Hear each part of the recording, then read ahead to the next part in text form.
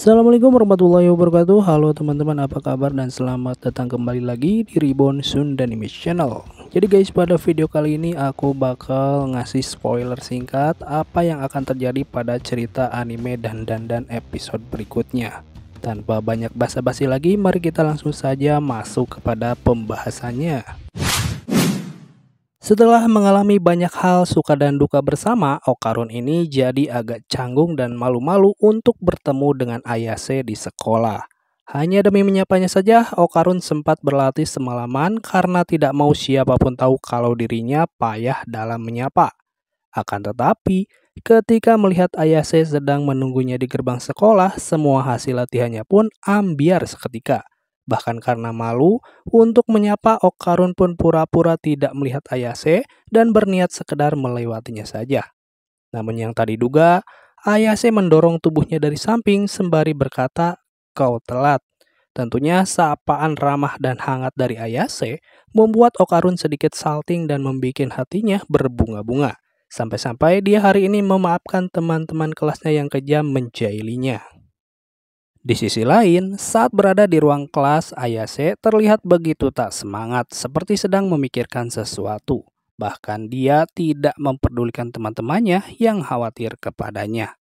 Nah, baik Ayase maupun Okarun, ternyata keduanya memiliki keinginan yang sama, yaitu ingin segera bertemu dan berbicara empat mata. Untuk merealisasikan hal tersebut, di jam istirahat keduanya tampak berusaha mencari keberadaan masing-masing. Okarun mencari Ayase dan sebaliknya juga seperti itu. Akan tetapi, bak cerita di sinetron FTV, keduanya malah tak bertemu sama sekali. Semakin dicari, mereka malah semakin menjauh, sehingga membuat keduanya pun jadi berpikir negatif. Sampai pada suatu momen di mana mereka menyadari kesalahannya masing-masing, tiba-tiba tak sengaja keduanya saling bertabrakan. Sialnya, momen tabrakan tersebut disaksikan oleh kedua teman Ayase.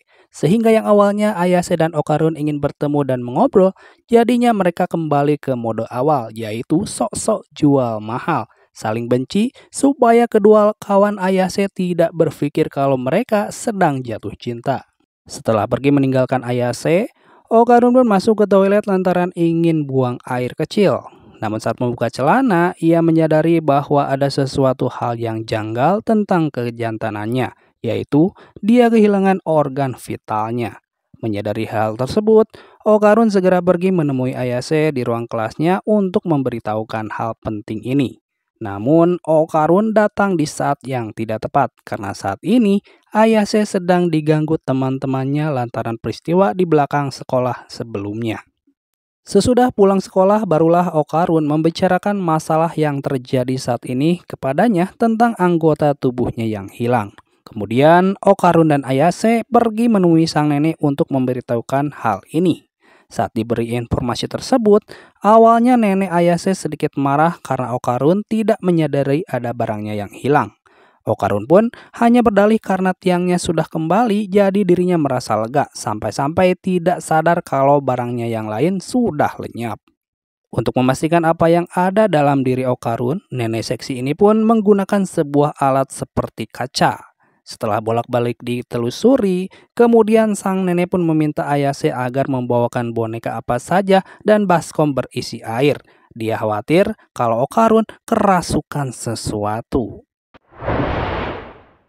Oke guys, demikianlah spoiler singkat tentang episode dandanan berikutnya. Terima kasih buat kalian yang sudah mampir dan menonton video ini sampai selesai. Akhir kata, wassalamualaikum warahmatullahi wabarakatuh.